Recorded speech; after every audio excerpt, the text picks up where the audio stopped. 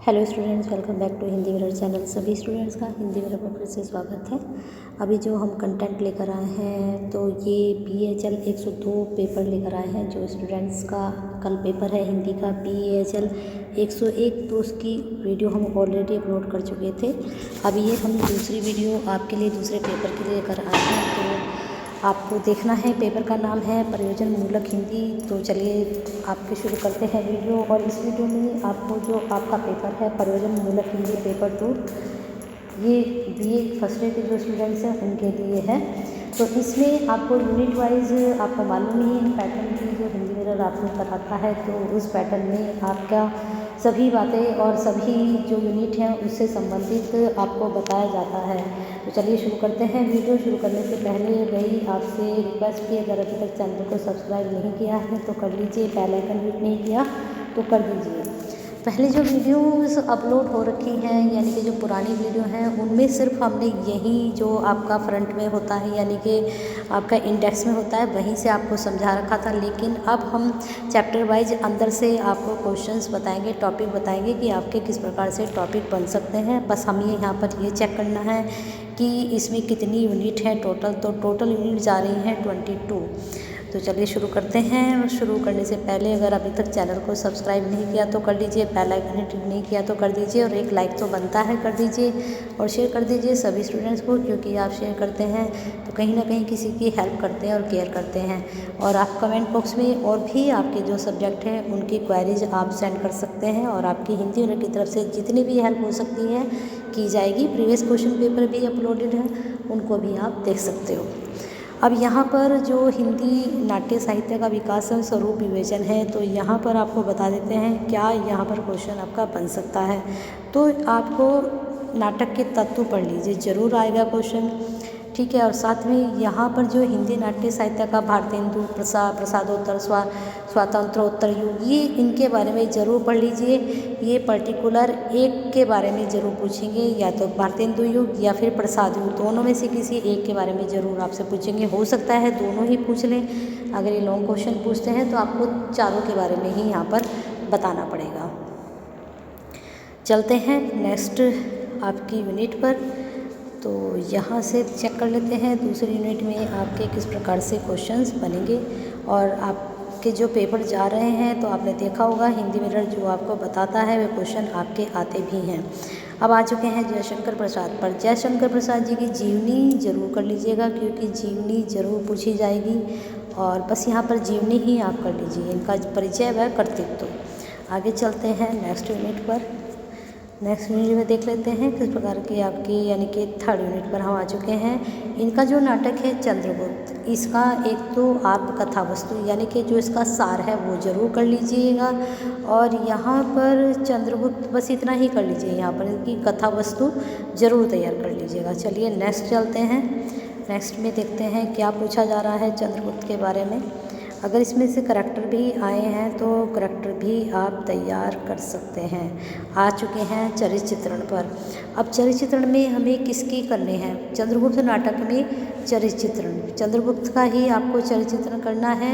और चंद्रगुप्त में चरित्र चित्रण की क्या विशेषताएं, ये सारी चारों विशेषताएं हेडिंग भी आप अच्छे से तैयार कर लेते हैं और अंदर का थोड़ा बहुत भी पढ़ते हैं तो पेपर आपका डेफिनेटली अच्छा जाता है।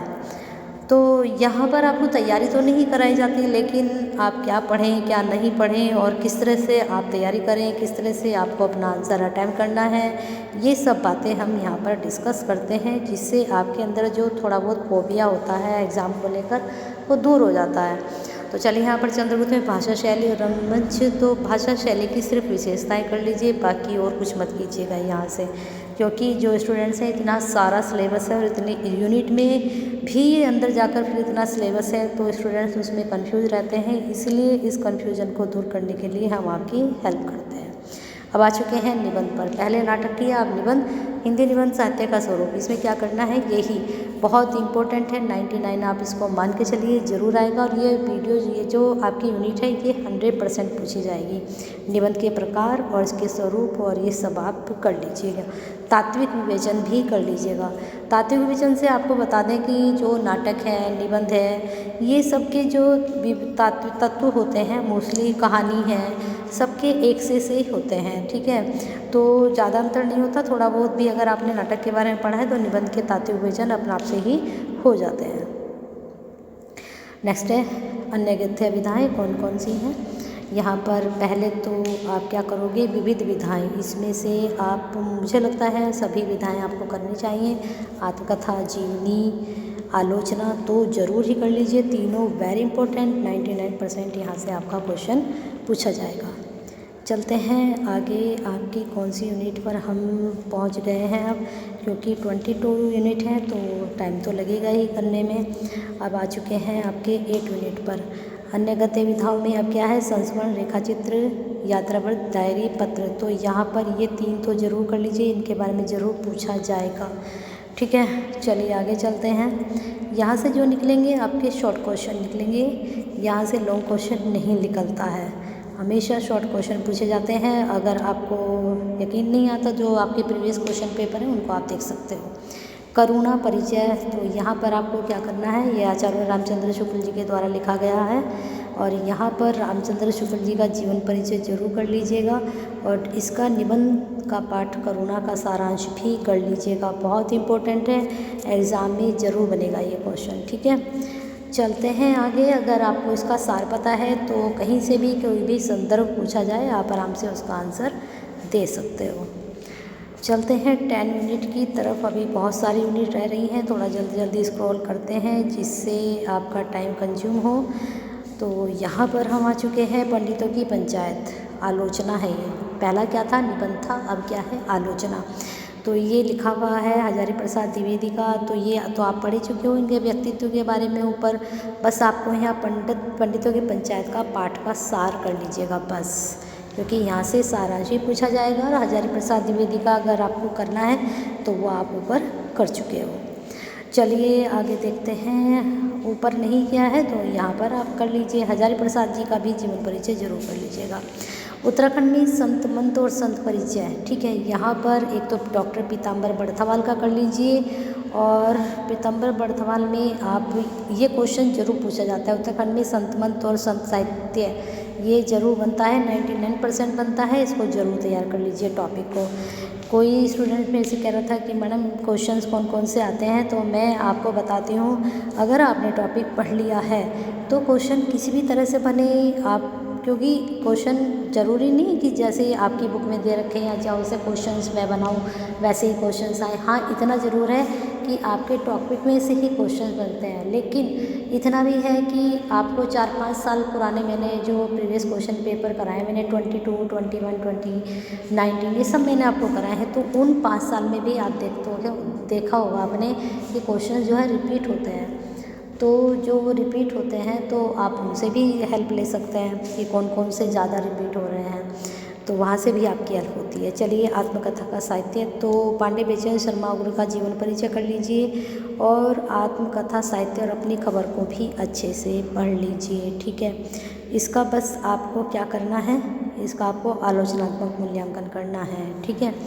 पर 2 ही टॉपिक यहाँ से आप कवर कर लीजिए। तो मुझे लगता है एक चीज़ और जो भी है उसका सार ज़रूर पता होना चाहिए। एक बार को अगर आप भूल भी जाते हैं आंसर, अगर आपको सार पता है यानी कि सारांश पता है तो आप आराम से निकाल ले जाते हो। 13 पर आ चुके हैं आपके निराला में जीवनी निराला, और ये किसने लिखी है, ये लिखी है रामविलास शर्मा ने।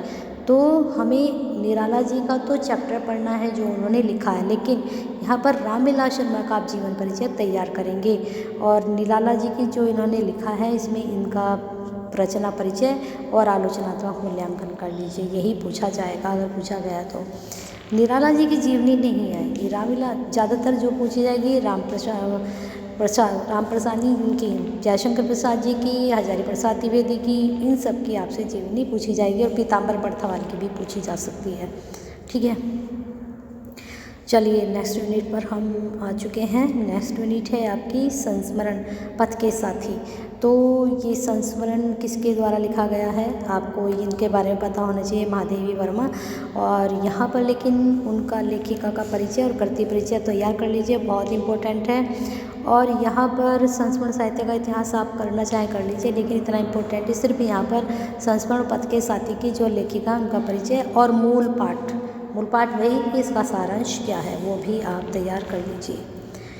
ठीक है, चलिए आगे देखते हैं क्या है इसमें, और यूनिट हम चेक कर लेते हैं क्या बता सकते हैं इनमें टॉपिक। और यहाँ पर आपका बन रहा है प्रयोजन मूलक हिंदी, वेरी इंपॉर्टेंट। और ये प्रयोजन मूलक हिंदी बीए थर्ड ईयर की जो प्लेलिस्ट बनी हुई है STSU, ठीक है, यानी कि श्रीदेव सुमन थर्ड ईयर का जो सेकंड पेपर है प्रयोजन मूलक हिंदी ही है। सॉरी, फर्स्ट पेपर जो है STSU के यानी कि श्रीदेव सुमन उत्तराखंड यूनिवर्सिटी का फर्स्ट पेपर का नाम भी प्रयोजन मूलक हिंदी है। और वहाँ आपको काफ़ी कंटेंट मिल जाएगा। अगर आप अपनी बुक से भी तैयारी नहीं करना चाह रहे तो प्रयोजन मूलक हिंदी का वहाँ पर मैंने बहुत कंटेंट करा रखा है, वहाँ से क्वेश्चन जरूर फंसेंगे आपके। तो लेकिन अगर आप यहाँ से ही पढ़ना चाहते हैं तो प्रयोजन मूलक हिंदी बहुत इंपॉर्टेंट है, 99% है।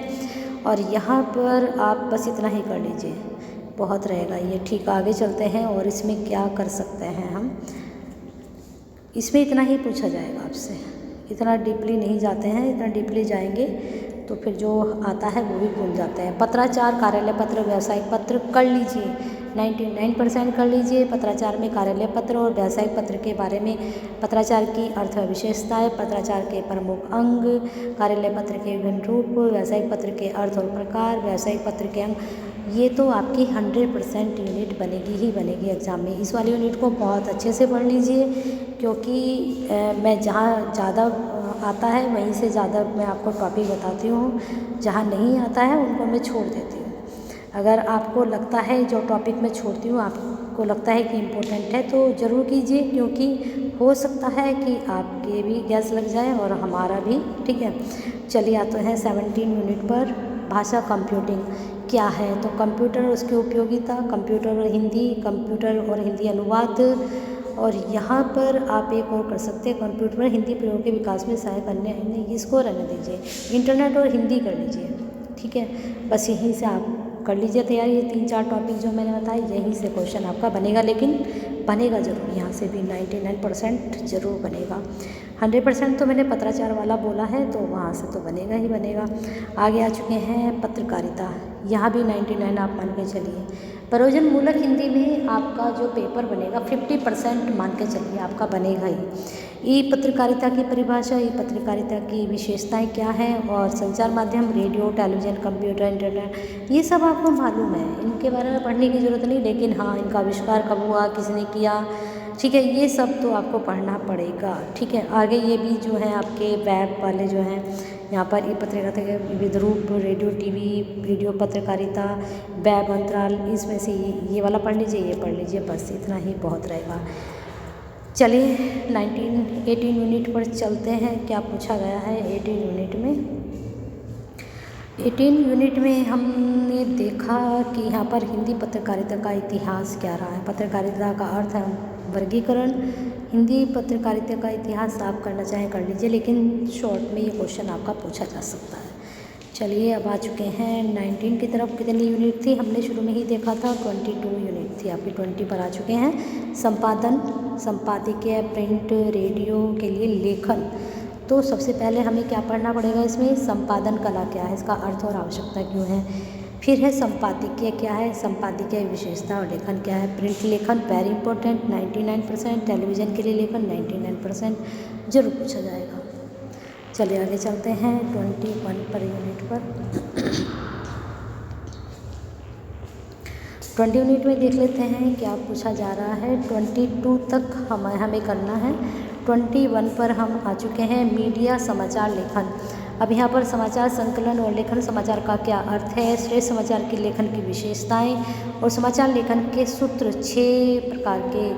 ठीक है, और यहाँ पर आप ये भी कर सकते हो इंट्रो, लीड। ठीक है, इंट्रो और लीड क्या है, इलेक्ट्रॉनिक मीडिया और समाचार लेखन क्या है, ये जो यूनिट है 100% आपके एग्ज़ाम में बनेंगे। जो टॉपिक मैं आपको बता रही हूँ उनको ज़रूर तैयार कर लीजिए। फीचर लेखन के बारे में पढ़ लीजिए, ठीक है, फीचर लेखन, और बस इतना ही आपके लिए सफिशिएंट रहेगा। लास्ट यूनिट पर हम आ चुके हैं। आपकी 22 यूनिट थी या 21 थी, चेक करना पड़ेगा एक बार हमें। चलिए करते जाते हैं, नीचे तक देखा जाएगा जितनी भी होंगी। वैसे हमने शुरू में ही देखा था कि 22 थी, 22 पर हम आ चुके हैं। अनुवाद, तो अनुवाद शब्द का अर्थ और व्याख्या, अनुवाद की परिभाषा, अनुवाद का क्या महत्व है, अनुवाद के प्रकार, बस सफिशिएंट है 4 टॉपिक इसमें से। तो बने रहिए हिंदी मिरर के साथ। और अगर आपको ऐसी ही बेनिफिशियल वीडियो और चाहिए तो कमेंट बॉक्स में कमेंट ज़रूर करें। और लाइक तो बनता है, अब तो बन ही जाता है, लाइक कर दीजिए और शेयर कर दीजिए सभी स्टूडेंट्स को, क्योंकि आप जैसे ही स्टूडेंट्स ऐसी वीडियो का इंतज़ार करते हैं जिससे उनकी बहुत हेल्प होती है। चलिए बने रहिए। सब्सक्राइब नहीं किया तो कर लीजिए, बेल आइकन नहीं किया तो कर दीजिए।